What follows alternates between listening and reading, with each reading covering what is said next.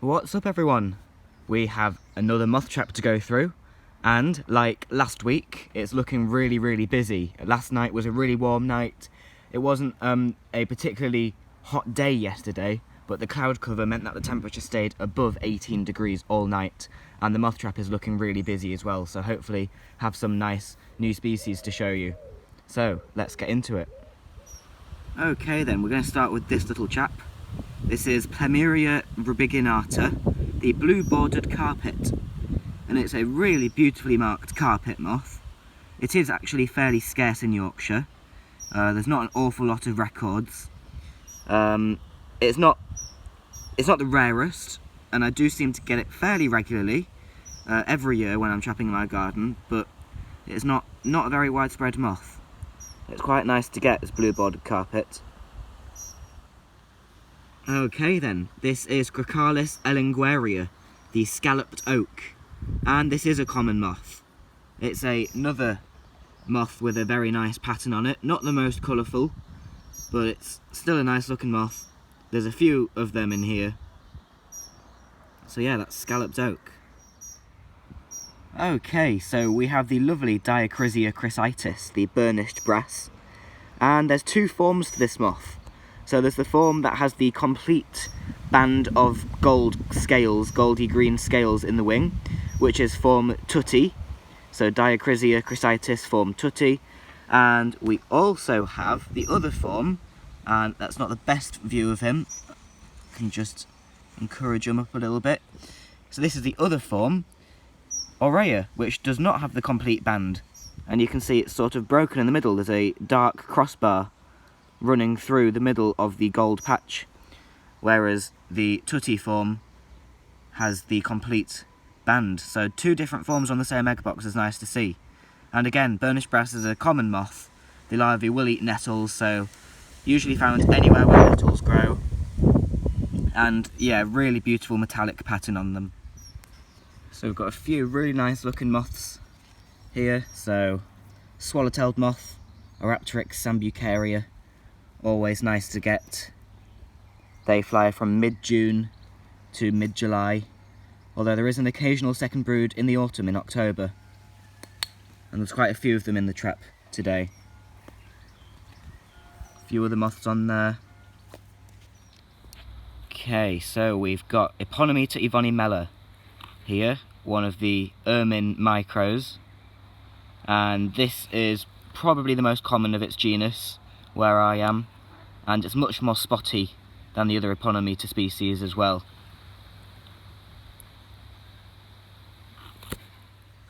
Okay, let's see what else we've got in the trap. I'm gonna go for this egg box here. It looks busy. Here we go. Wow, okay. Plenty of moths to go through on here. Another swallowtailed moth, absolutely beautiful. Lots of elephant hawk moths in this trap, Leopard elpenor. Quite a few of those. What else have we got? We've got the lovely Biston betularia, the peppered moth. Gorgeous male with his feathery antennae there. Nice selection of species, that's for sure. What have we got on the back? Lots of other species, dark archers, bufffootman down there, another elephant hawk moth. Okay then, so this is a nice moth. So that one is Lateria of Grammar, the double-lobed. But you can see why it's called the double-lobed. It's got a dark sort of lobe on each wing, and I never get it too much. It's fairly widespread, but certainly not the commonest moth. But yeah, that's double-lobed. These swallowtailed moths are just so gorgeous. And they've got a tiny sort of eye spot just near each hind. I mean, it's hardly an eye spot, sort of a reddish coloured spot of scales near each hind wing. But they're just really beautiful moths. What have we got on this side? So we have our first Euproctis smilis, the yellowtail, And there we go, demonstrating the name of Yellowtail there. You have to be wary of the larvae of these, as the hairs of the caterpillars can cause irritation. But they are very fluffy, pure white moth. And this is a male with his lovely feathery antenna there. Lovely. Okay then, let's see what other lovely moths we have. So we'll go for this egg box down here. Got a lovely plain golden wire there. What else have we got? Light archers, middle barred minor there, uncertain. Okay, so this is a nice one. This is Euthrix potatoria, the drinker moth. And this is a lovely male with his warm, sort of reddish, purpley brown wings. Females are larger and have straw-coloured wings. This is a moth that's in the egger family, same as the lapits and oak egger and December moth, species like that. Usually quite a large family of large moths. And the drinker is one of my favourites. Common moth found wherever grasses grow. The larvae feed on various grasses, cocksfoot, brome, even reeds. And the larvae are often found in the spring after hibernation and on the way to pupation. They're quite large, striking, very hairy caterpillars. But yeah, it's a gorgeous, gorgeous moth. Love the drinker moth. Okay, we have Flogophora meticulosa, the angle shades, beautifully marked individual. It's a common moth, recorded year-round, but mainly May to June, and again later in the summer and in the autumn. It's usually more common later in the summer, sort of from August to October, as that is when our populations are bolstered by migrants from the continent. The larvae are found year-round as well. They overwinter, feed on a variety of plants, so the moth is found in a variety of habitats. Okay, we've got a micro here. This is Archippodana, the large fruit tree tortrix. This is a male here, classic bell-shaped tortrix style resting position. The females are paler and have sort of a net pattern across their wings, so look very different to the males. That wind is picking up a bit now.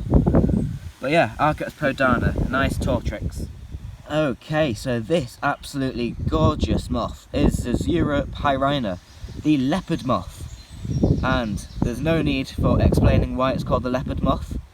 Lovely fluffy white thorax and pale white, almost translucent wings with dark bluish black spots. It is the same family as the goat moth and reed leopard, which are technically honorary macros. They are more primitive than most macros, so really should be with the micro family, but because of their size, they are honorary macros. And they're really, really nice moths. Leopard moth is found up to around Cumbria, Northumberland, but it's more common down south. It flies June to August in one generation, and I don't get it an awful lot. It's still fairly uncommon here in Yorkshire, I would say, but I have had it before for sure. But it's a gorgeous moth, the leopard moth. Love it. Okay, we've got the lovely phoenix, Ulthus prunata, and I have featured this like many of the other moths on my channel before. I think I had one of these in August of last year.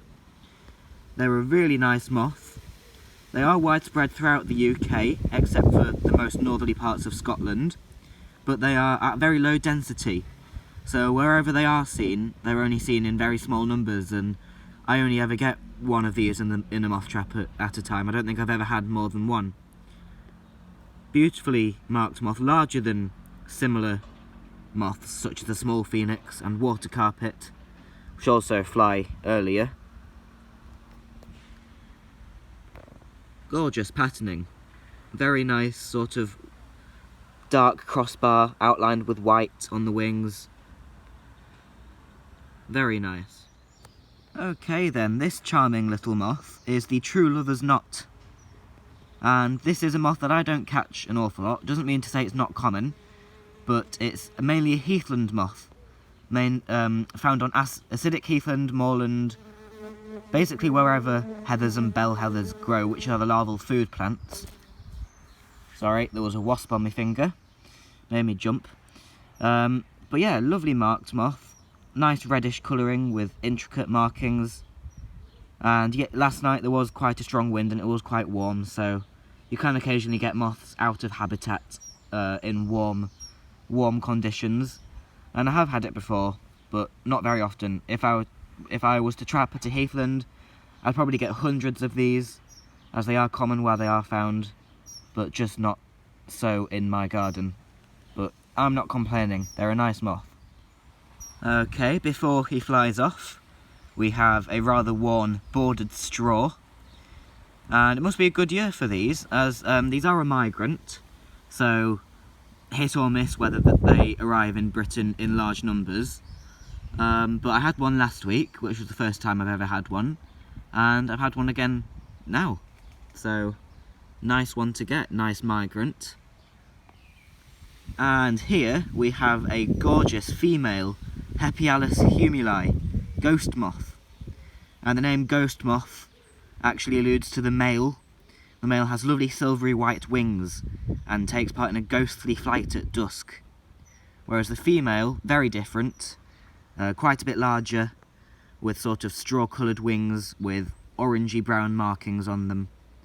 And they are a common moth, they are our largest swift moth. They are common throughout Britain in any grassy places.